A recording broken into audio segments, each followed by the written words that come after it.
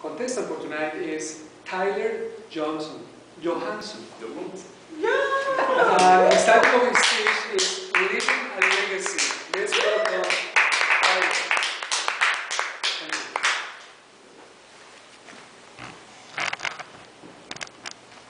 you. A man steps out onto the 400-meter track.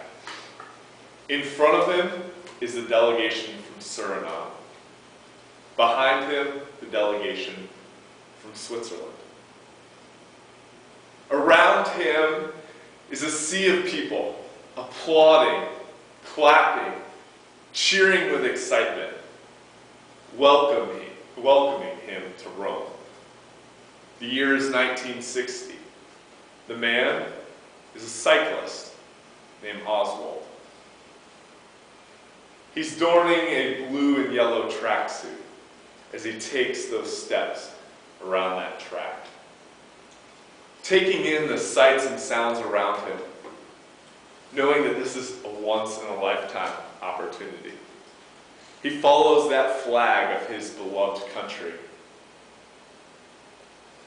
as he completes his walk around the circle.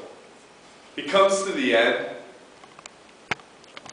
and the flame is lit. And the 1960 Summer Olympics in Rome, Italy, have begun. He's trained his entire life for this day. He knows that he's at his peak performance. But will it be good enough? The day comes, and he gets on his bike, gets into the saddle, and starts pedaling. He pedals as hard as he can. 4 hours later, he crosses the finish line, but in disappointment. Because he hasn't achieved a gold medal. He's finished in 47th place, 1 minute and 1 second behind the leader. And he thinks, what legacy am I leaving here? What honor am I bringing to my family, my name, and to my country now? But thousands of miles back in Stockholm, Sweden, sits a 4-year-old boy, a proud 4-year-old boy, who's excited that his father even had the opportunity to compete in the Olympic Games. 9 years later, that little boy takes his first ride on a set of water skis. And that spark, that feeling that the cyclist had, he feels too. And he talks to his father about being a competitor and being a world-class athlete. And his father gives him advice to be the very best that he can be. And 10 years later, that boy skis in the World Championships in Toronto, Canada in 1979. He also leaves with disappointment. He doesn't win a gold medal. He gets 10th place.